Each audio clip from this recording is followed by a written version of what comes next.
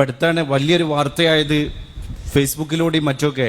8 വയസ്സുകാരിയുടെ ഒരു ഉമ്മ ലോകത്തോട് വിളിച്ചു പറയാണ്, എൻ്റെ 8 വയസ്സുള്ള മോൾക്ക് ഞാൻ ഫോണേ കൊടുക്കാറില്ല, അതുകൊണ്ട് ഈ ബിഗ് ബോസ് എന്ന് പറയുന്ന ഈ റിയാലിറ്റി ഷോ അവൾ കാണാറില്ല.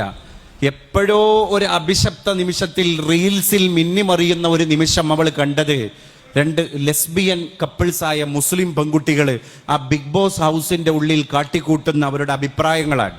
അപ്പൊ എൻ്റെ കുട്ടി അവരെ പറ്റി ഒന്ന് സ്ക്രോൾ ചെയ്തു, അവരെ പറ്റിയുള്ള വീഡിയോസൊക്കെ കണ്ടിട്ട് ഈ 8 വയസ്സുള്ള മോൾ എന്നോട് വന്നിട്ട് പറയാണ്, ഉമ്മ എനിക്കും ഇവരെ പോലെ ആയാൽ മതി. ഞാൻ ആ വ്യക്തികളുടെ പേരുദ്ധരിക്കുകയോ അല്ലെങ്കിൽ അവരെ ഏതെങ്കിലും രീതിയിൽ ചിത്രീകരിക്കുകയോ അല്ല എൻ്റെ താല്പര്യം. പിന്നെന്താണ്, നമ്മുടെ കുട്ടികളുടെ ഇമിറ്റേഷൻ മോഡ് എവിടെ എത്തി എന്നുള്ളത് എൻ്റെ വിശ്വാസി സമൂഹത്തെ ബോധ്യപ്പെടുത്തൽ മാത്രമാണ് ഇത് ഉദ്ധരിക്കുമ്പോൾ എൻ്റെ താല്പര്യം, വേറെ ഒന്നുമല്ല.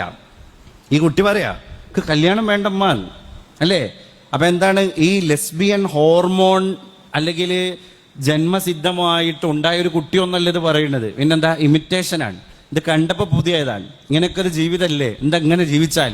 ഈ തോന്നലുകൾ നമ്മളെ കമ്മ്യൂണിറ്റിയിൽ എത്ര കുട്ടികൾക്കുണ്ടായി, കല്യാണം വേണ്ടാന്ന് പറയുന്ന കുട്ടികൾ. അപ്പൊ ഇതൊന്നും ഒരു കലയല്ല, ഇതൊരു മത്സരമല്ല, ഇതൊരു ആഭാസമാണ്. ഉള്ളവരുടെ മുഴുവൻ സംസ്കാരത്തെ ഇത്ര ദിവസം പിന്നിടുമ്പോൾ ഇത് കണ്ടിരിക്കുന്ന മുഴുവൻ ആളുകളുടെയും മസ്തിഷ്കത്തിൽ കയറുന്ന ഒരു സന്ദേശമുണ്ട്. എന്താ?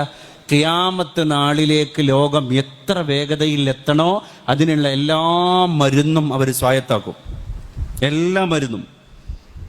അതിനുള്ള ഒരു നടപടികളാണ് ഇവിടെ നടന്നുകൊണ്ടിരിക്കുന്നത്. ഇതൊക്കെ തന്നെയാണ് ഇവിടെ കാണുന്നതും. അപ്പൊ ഈ ഫുഹ്ഷ് അല്ലേ, ഇങ്ങനെ സഹാബത്തിനെ അച്ചടക്കം പഠിപ്പിച്ച നബിതങ്ങൾ ഉള്ളിൽ തട്ടിയിട്ട് പറഞ്ഞ കാര്യമാണ്, നിങ്ങളൊന്നും പേച്ചിട്ടില്ല, നിങ്ങൾ പേക്കൂല, എനിക്ക് ആകുലത വ്യാധിയുള്ളത് വരും തലമുറകളെ പറ്റിയാണ്.